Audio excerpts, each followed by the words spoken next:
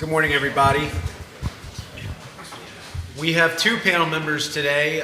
We're going to use a little bit of old-fashioned technology to talk about new technology. One of our panel members, Kevin Linehan, is on the phone this morning. Kevin, are you there with us?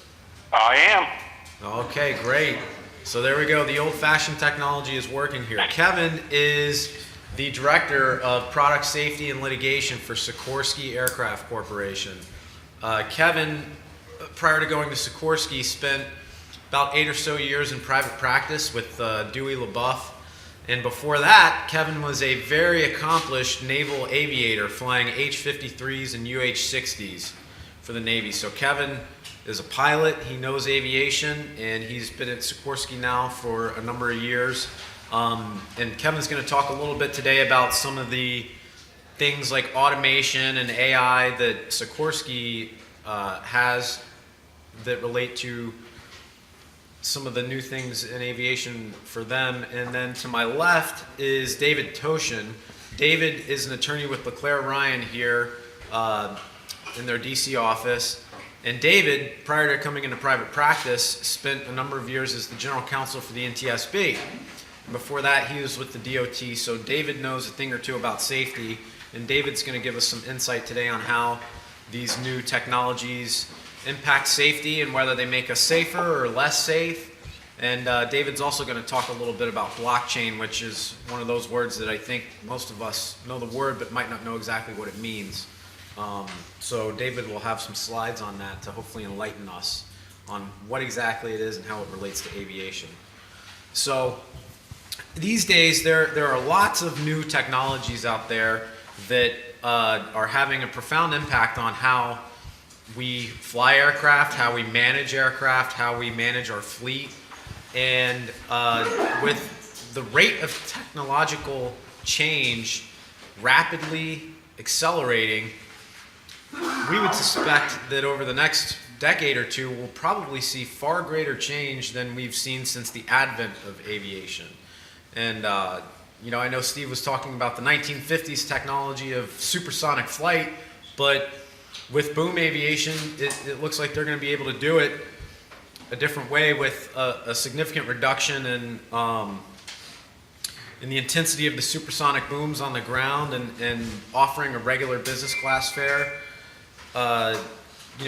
UAVs are obviously a hot topic these days, and as of last month, there were over 1 million registered UAVs with the FAA, and the FAA is projecting that over the next 3 years, that number is going to rise to 7 million registered UAVs. Our good friend Elon Musk is busy blowing up spacecraft and rockets, and the FAA expects that over the next... And Teslas. Launching cars into space. But over the next 3 years, the FAA expects the number of commercial space exploration registrations to triple on the high end. So lots of change, lots of significant change on the horizon. Part of this change involves doing things like incorporating what we may consider to be non-aviation technologies, things like artificial intelligence or automation, into aviation products, and considering how that impacts safety, how that impacts risk management for those of us that are in the insurance field, and how that impacts litigation for the litigators in the room. So with that, we're going to just talk a little bit to start about what some of these new technologies, these key new technologies are that we're seeing. And Kevin, we'll start with you on the phone so that we make sure that you're engaged as well. What new technologies are having the biggest impact on your role at Sikorsky as its Director of Product Safety and Litigation? Thank you, Paul, and I do hear you loud and clear. And just a couple things. I do want everyone to understand that the demise of Dewey LaBeouf was not my fault, and that while Paul says I was an accomplished naval aviator, my COs may have had a different opinion. So just to make sure no one has any undue expectations. So in regard to the new technologies, there's really a lot of ways to look at it, and most of it, of the subjects that I think are relevant here, fall under that category of general automation and AI, artificial intelligence. Probably the biggest thing that we're doing at Sikorsky right now in that regard is what we call the Matrix technology, which is an optional piloted vehicle program that we're working with DARPA on. There's something called the DARPA Alias program, which is a terribly strained acronym for Air Crew Labor in Cockpit Automation System. But essentially, the goal is to have a kit-based system that allows an aircraft to be optionally piloted. So it can be dual piloted, single piloted, or no piloted, depending on the mission and the mission requirements. And that's the technology that we've been working on for some time. We have a dedicated airframe that we call SARA.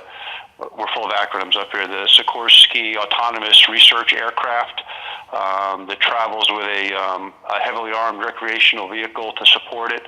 That really allows us to kind of do that testing and kit-based installations. We have a joint program with the Army where we're working on that installation in a Black Hawk aircraft to see how we can support the Army's requirements in that regard, especially in regard to kind of the more mundane milk run kind of missions, which creates an issue that maybe I'll try to bring up a little bit later.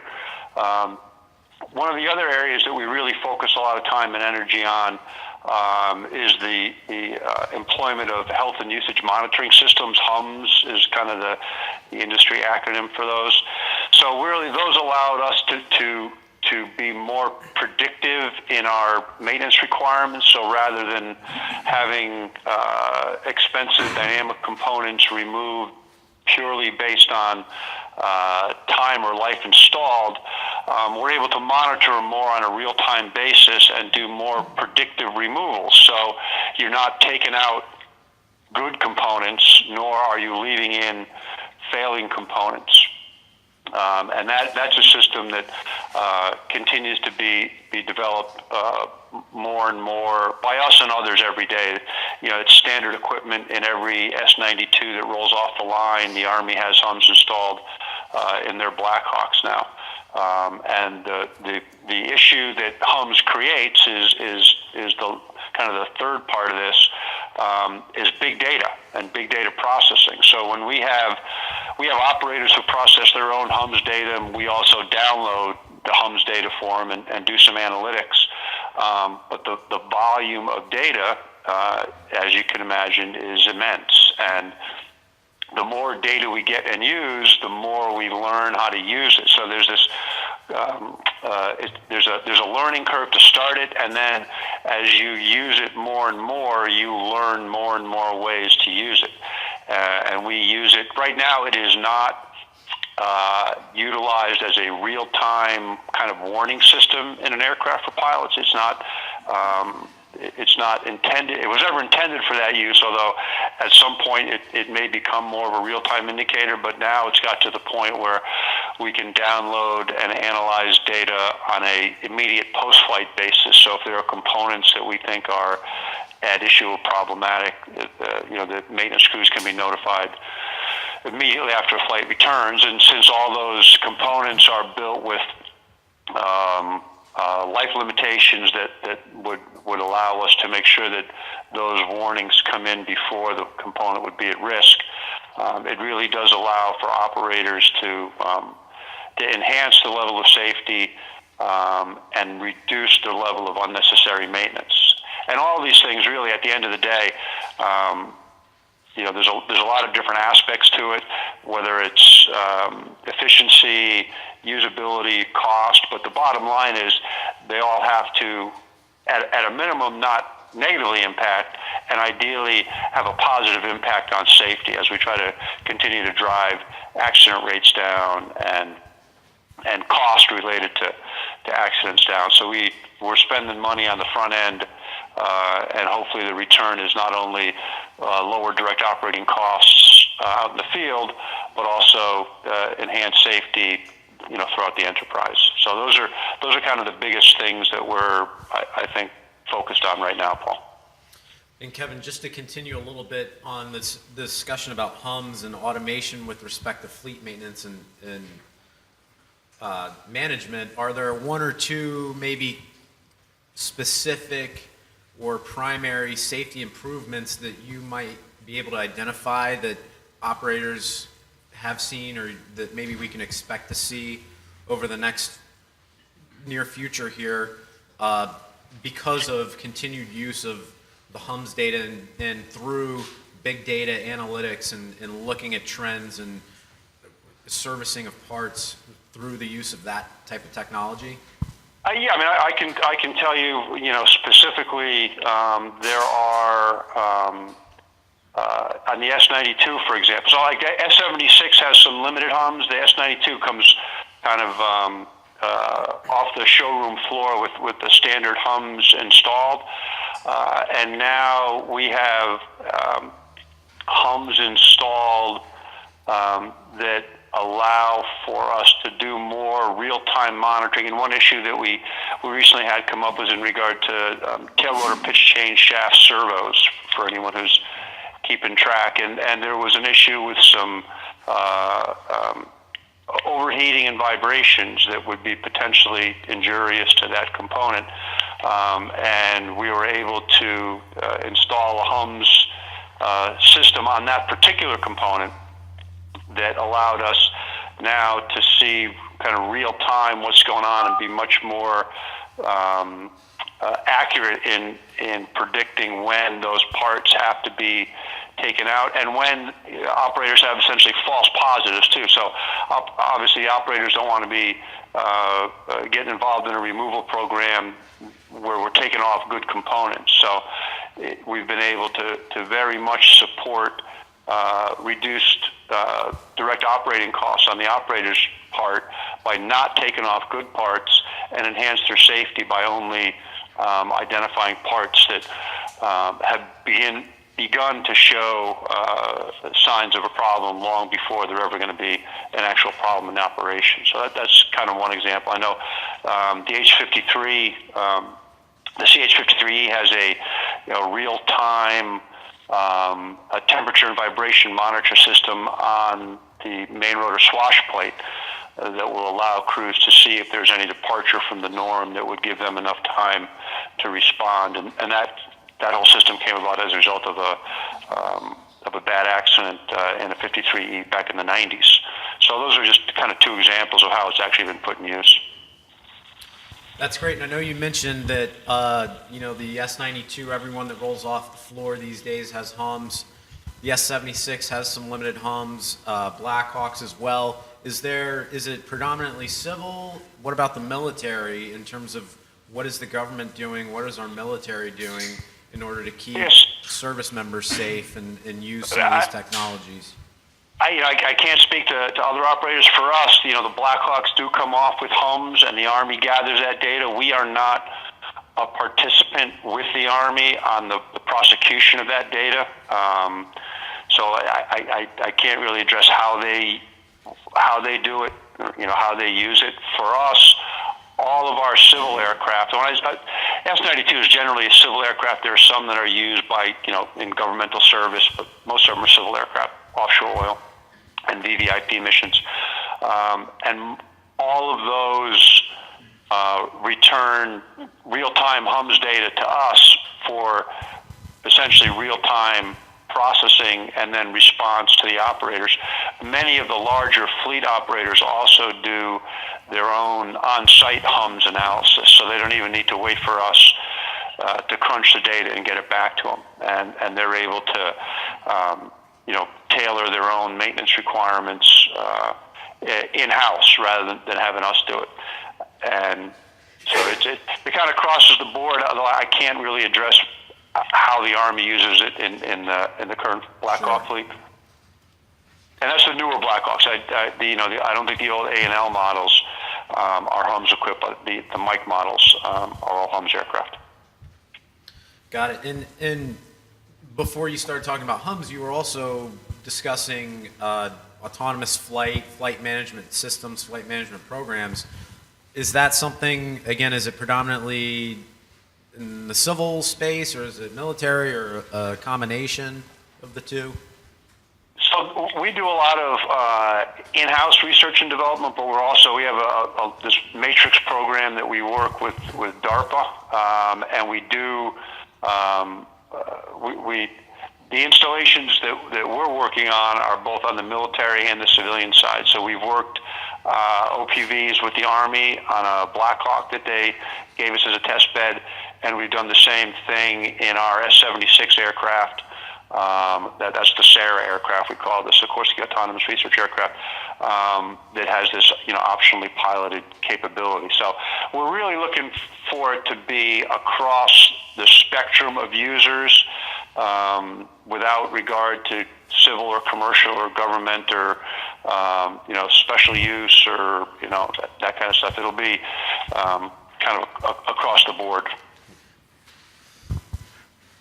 Kevin, I don't know if Sikorsky is involved with this, but I happened to read an article just yesterday how DARPA is working with the Department of Defense to control drones by use of brainwaves.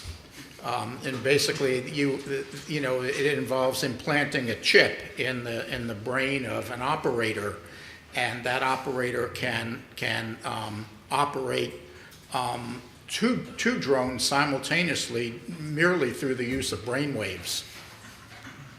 I can neither confirm nor deny the existence of that program here at Sikorsky. But I will send you a mental message right now.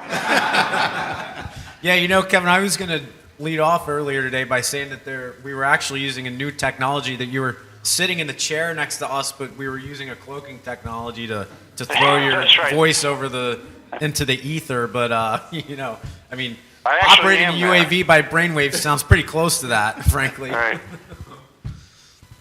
Kevin, I have, in all honesty, I have no knowledge of us being involved in that program, but there's plenty of smart guys in the building who do stuff I don't know about every day. So. Well, we'll go reprogram your chip so that you can remember what right. Exactly. And just a similar question, Kevin, to the question on HUMS. Are there one or two specific improvements in safety or objectives that you see with the use of automation or artificial intelligence when it comes to flight management or actually flying aircraft? Yeah, and there's kind of, I think, a broad range of things. It can be anything from, and some of these uses are in place already. The use of autonomous aircraft for what you could consider at-risk supply missions. If you're in a hot zone, you got to move stuff from A to B. That is, a fairly known route, but with potential hostilities along the way. There's no reason to put people at risk if you can have an autonomous vehicle that will do the same thing. A lot of the autonomy we work with right now is reducing pilot workload, so you can kind of focus on the mission and not worry about the mechanics sometimes. Some people refer to it as kind of an easy button technology where, if you're, flying a mission and you get into an unusual attitude, or you fly inadvertently into the clag, or you're doing you're making a landing in a snowy area or a sandy area, and you're in a brownout or whiteout, you can, engage intelligent technology that will allow you to, continue the landing essentially in a 0-0 environment where you're not required to have any sort of outside orientation. So a lot of it, I think, is intended to reduce, and I don't want to say eliminate, but reduce the pilot workload and make sure they can concentrate more on the mission than the mechanics. And that's kind of the primary focus. I'm not sure if that actually answers your question or not. No, I think that's a good answer. We'll shift gears a little bit here. David, I know you've been patiently waiting to pounce on blockchain, but obviously one of the things that we wanted to do with this panel was to give an illustration of how a technology that people may think has absolutely nothing to do with aviation actually relates to what is going on and what will be going on, and improvement in aviation safety and the aviation industry in general. David, can you just give us a little bit of background on what blockchain is and how it can be used in aviation? Sure. I know blockchain to many folks here and elsewhere, when they hear the word blockchain, they automatically think of Bitcoin.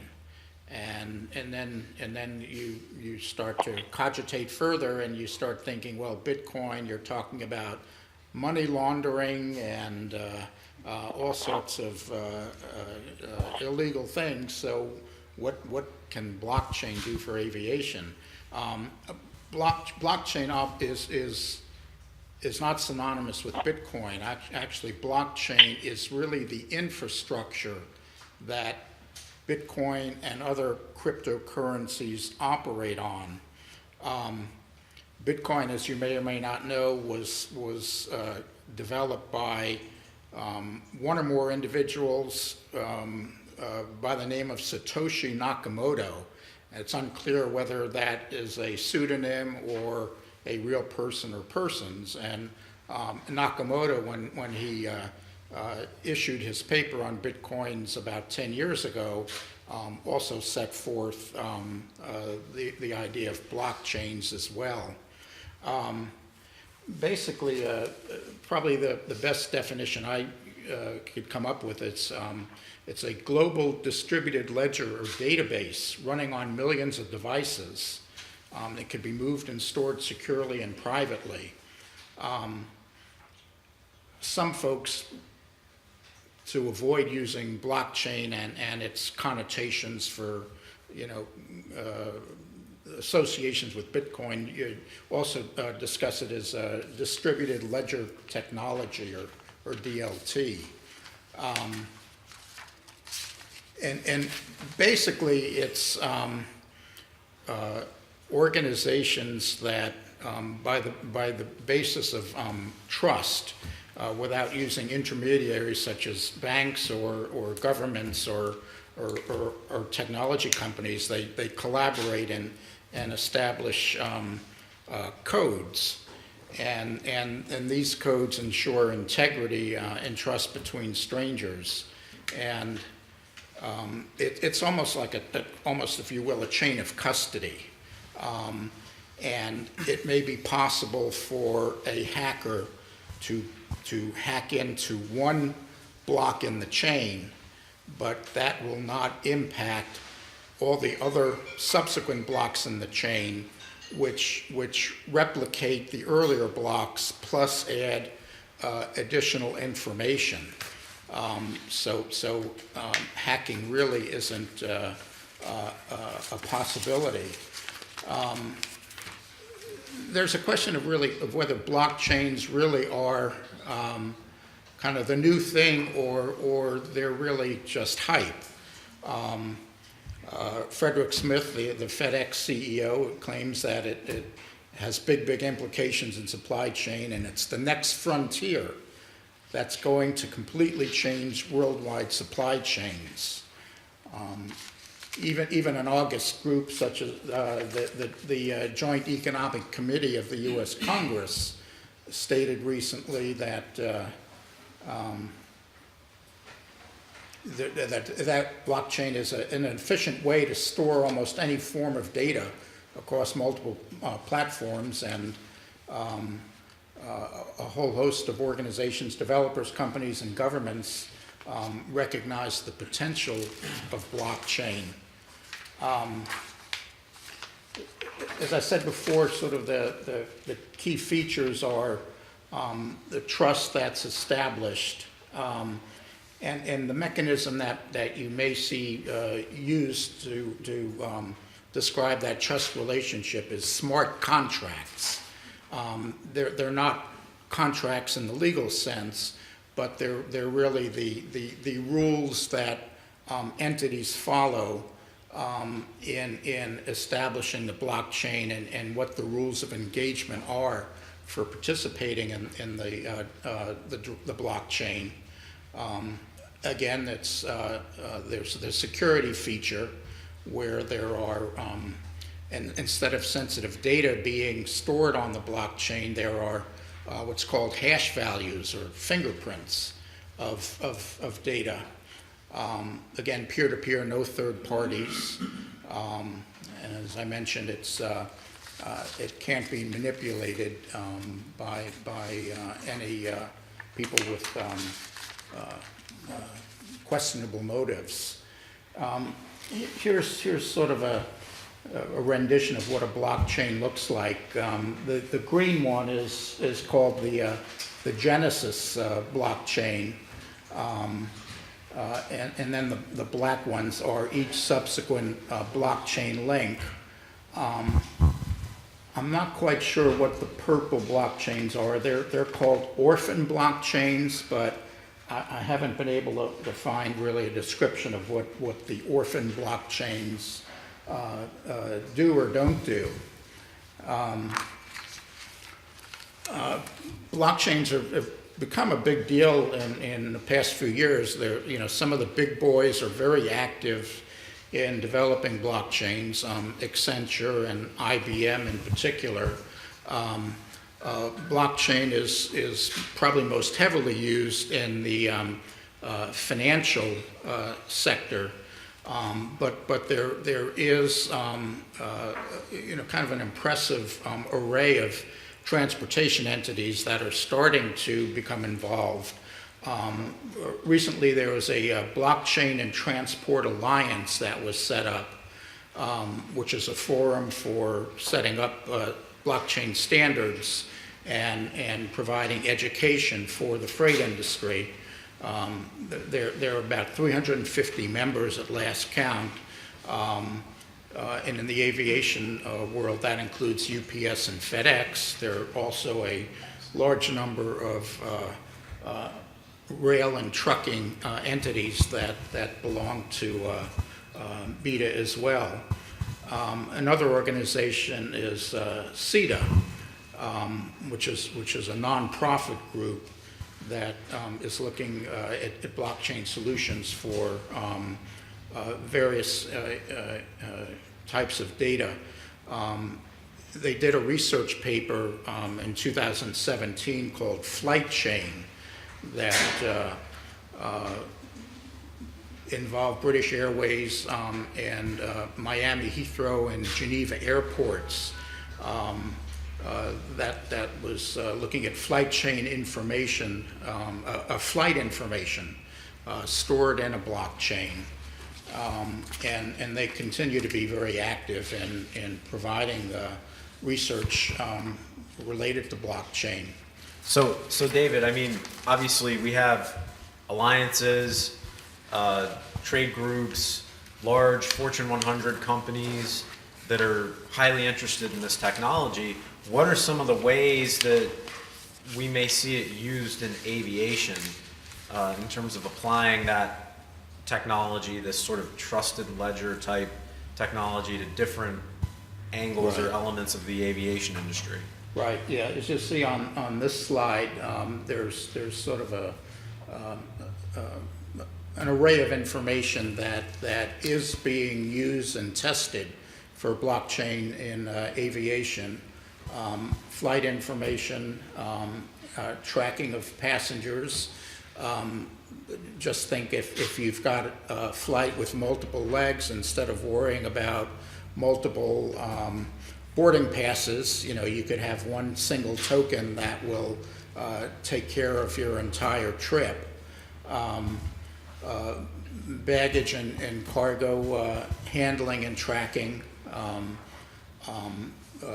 maintenance records for aircraft repairs, identity of contractors and aviation personnel, training records for aviators, digital passports. There are some countries that are pretty far along in developing digital passports, and it's also used to retain records for leasing information.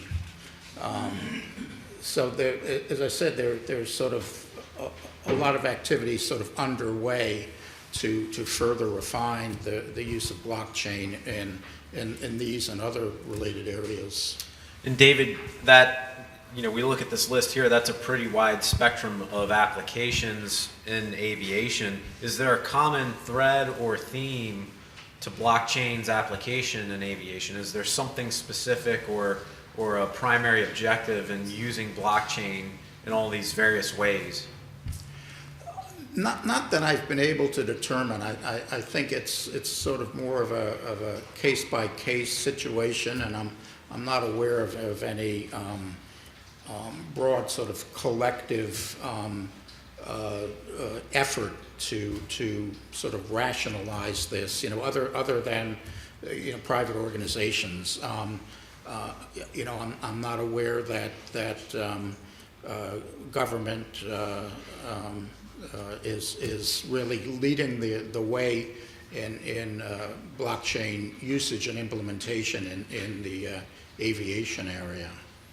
Sure, but even just thinking back to some of the key features of blockchain, trust, security, those types of things, it sounds like depending on the application, it could help enhance the integrity of a maintenance record, or the ability to track, to your point, passengers, and ensure that people aren't sort of slipping through the cracks on getting through to flights, or fraudulent passports or fraudulent flight documentation. And obviously from the private sector standpoint, I would imagine that efficiency or building a more effective way of doing things is probably just an overriding concern for most companies in general. Yeah, I think that the potential benefits are huge. As I said, a number of large air carriers are already developing blockchain, but there are some potential drawbacks, which I'll talk about in a minute. But I think it's a technology that entities really should give serious consideration to using. And as I said, IBM and Accenture and others are out there, anxious, for your business. So it is something that's got real value and potential, and you're just going to be seeing a lot more of it. Another good example is Walmart uses blockchain to track, I guess, over 3 million products, and the transportation and distribution of those products. And that's only obviously a small percentage of the business that they conduct, and all the intermediate distribution points that they work with. I'm not aware that Amazon is involved with blockchain, but that wouldn't surprise me if that's something that they have under consideration. So you talk a lot about potential, you talk a lot about eagerness for business. It sounds like it's still kind of nascent. Do you think blockchain is sort of ready for prime time or not in aviation? Well, my last slide, raises that exact question, Paul. And you're right. It's not yet mature. It's still a developing technology. There are a couple of major drawbacks, in fact. Primarily is the vast amount of energy that it takes. As with Bitcoin, all these computer operators are called miners, and they have to solve certain algorithms in order for the blockchain to become solidified. And so you've got a tremendous number of computers that are in use to develop a blockchain. And there was one estimate that one Bitcoin transaction consumes as many kilowatt hours as are needed to power one house for an entire week. I'm not sure how accurate that is, but certainly the vast amount of energies that go into developing blockchain is a real problem.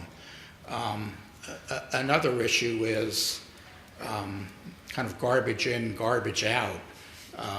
And there was this wonderful quote in a recent Economist article that if you put garbage in a blockchain, all you get is distributed encrypted garbage. Great example of that is there's a company called Verisart that uses a blockchain to determine the provenance of artworks. And an enterprising British government digital service developer downloaded a photo from Wikipedia and sent it into Verisart under the name La Gioconda. And that was put in the blockchain as a verified original work of art. Some of you may know that La Gioconda is another reference in French to the Mona Lisa. So he had downloaded a picture of Mona Lisa, and Verisart had credited him as the painter of that work. So yeah, great example of sort of garbage in, garbage out. So, Kevin, you still awake on the phone there? I am.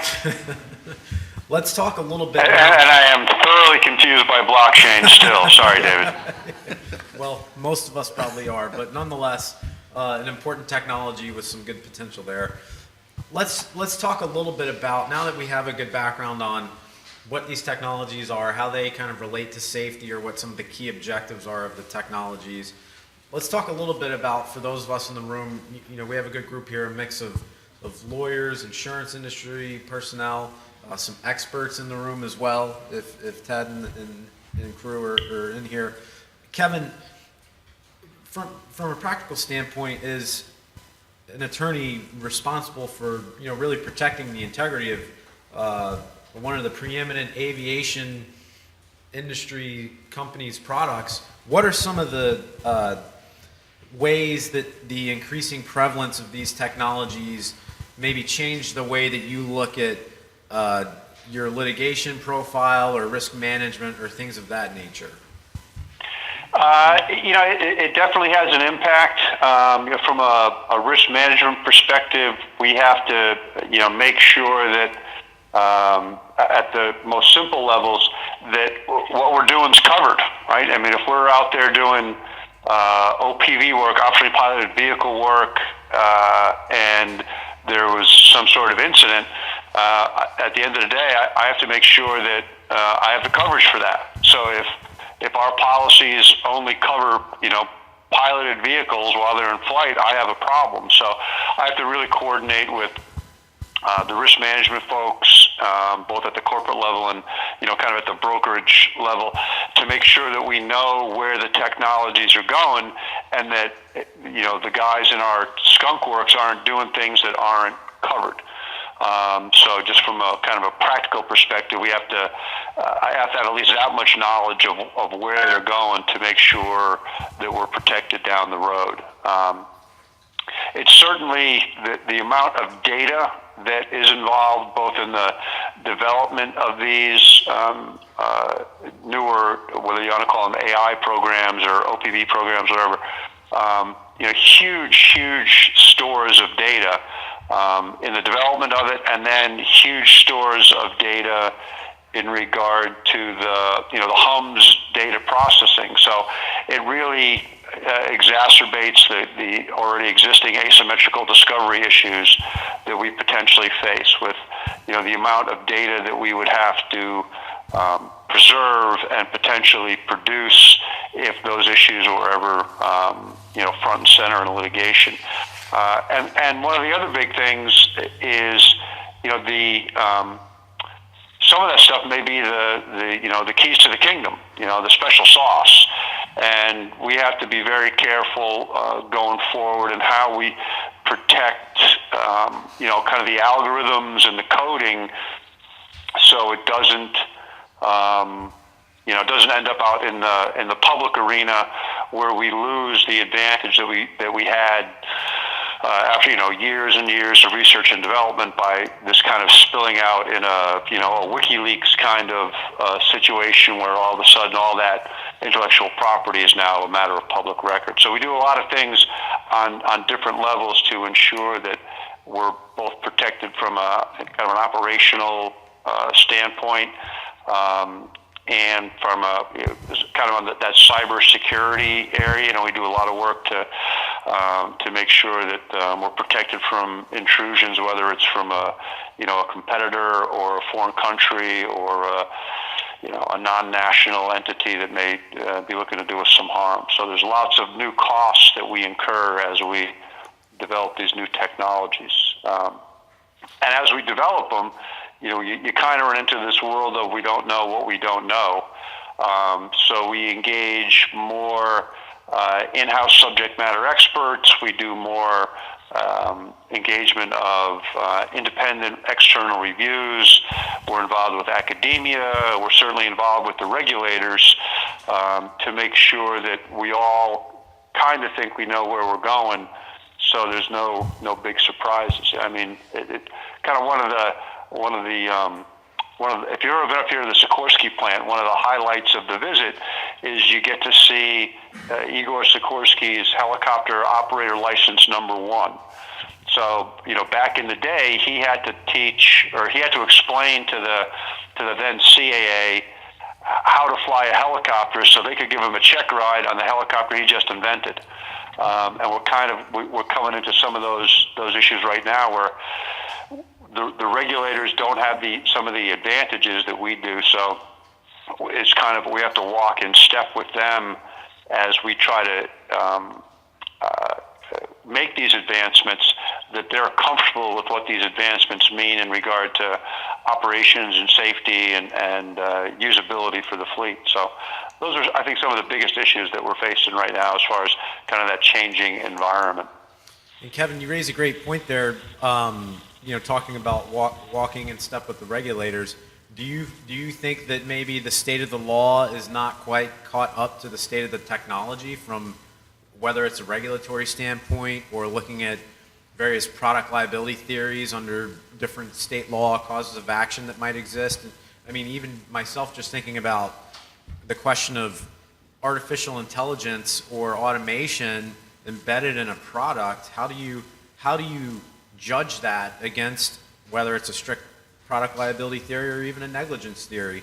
We've seen cases out there that talk about the reasonable algorithm standard, and that goes back to some of those unintended acceleration cases. What are your general thoughts on the state of the law versus the state of the technology? I think it's always this way. I think the law and regulation always is going to trail technology, right? The mad scientists aren't waiting around for someone to draft a statute that covers what bit of genius they just figured out. So it's always going to be behind a little bit. Our responsibility is to make sure that the technologies that we're developing are going to be defensible with what we know, and then work with industry groups to help both the regulators and when I say regulators, I mean like FAA and the legislators, to keep up with it. And that may be as simple as the FAA drone regulation, and the proliferation of drones in the space in which we operate, and how dangerous that can be. I was at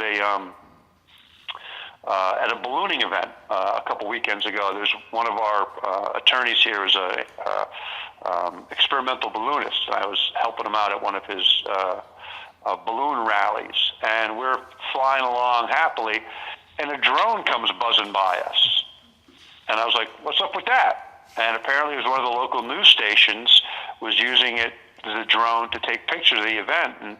And my pilot informed me of an event he was at previously where a drone had actually cut into the envelope, the balloon structure of one of the balloons at the event, and had to do an emergency landing. No one was hurt. It wasn't a real dire situation, but so regulation is always going to trail practicality out there. And I think, like you talked about, the idea of a reasonable algorithm and how you judge that,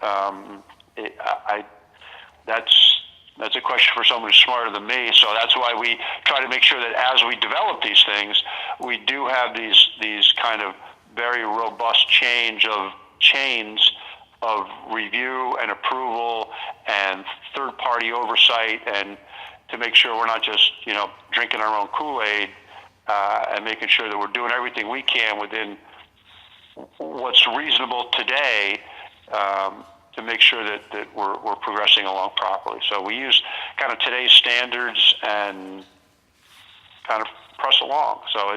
But the rules are going to change. There's no doubt the rules are going to change.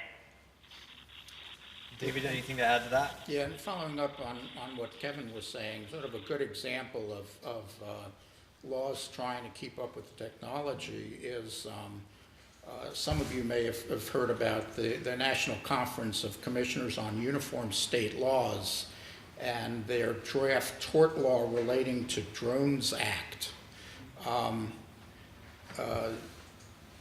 They issued a draft back in April, which was very controversial, and two provisions in this draft Uniform Act, which were particularly troubling to the drone community, was this Uniform Act would establish a no-fly zone of up to 200 feet. And the second contentious provision is a per se aerial trespass liability without a showing of harm or interference with the property owner. The Commercial Drone Alliance, not unexpectedly, took strong exception to that original draft. The FAA Chief Counsel and DOT General Counsel also weighed in with a joint letter, not expressing an opinion on the uniform law itself, but objecting to the fact that the drafting committee had stated that DOT and FAA had endorsed this draft.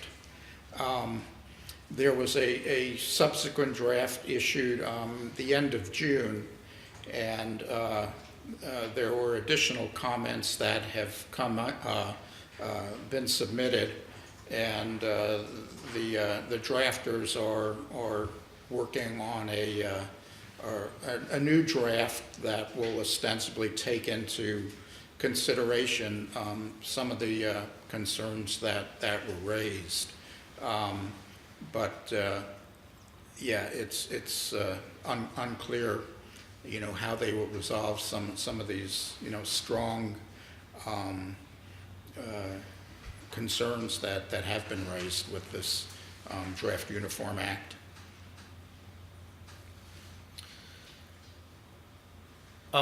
So, following up on that, what about regulating the use of AI or automation or any of these new technologies when incorporated into a product, the design of a product? I mean, Kevin, if we think about the way the FAA regulates, whether it's power plants or now it's UAVs, should the FAA start regulating how companies, how manufacturers incorporate these types of technologies into product design and product development? Any thoughts on that? Well, yeah, and I think the answer to your question is yes. I mean, it needs to be kind of an industry regulator partnership, and I'm not one who's prone to use what we term on here the P word, but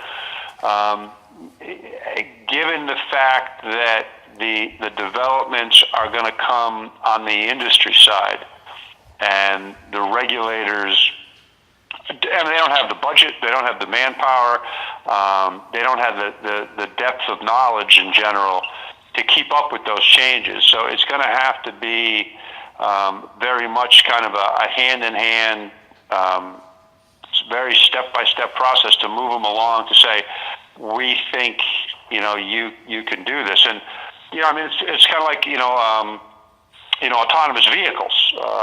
Most state DMVs aren't in a position to evaluate the underlying software that allows Elon Musk's or Google's cars to drive along the streets of their state with impunity. And same way, FAA is not going to be in a position to say, oh, okay, that looks good to me, without really being engaged on the front end with the industry and how this move to optionally piloted vehicles or pilotless vehicles and air cabs and these kind of things evolve. So without a kind of an industry regulator agreement that they're going to walk together, the regulators will be years behind, which will keep the industry from implementing any of these changes for commercial or public use. So yeah, there needs to be very much kind of a hand-in-hand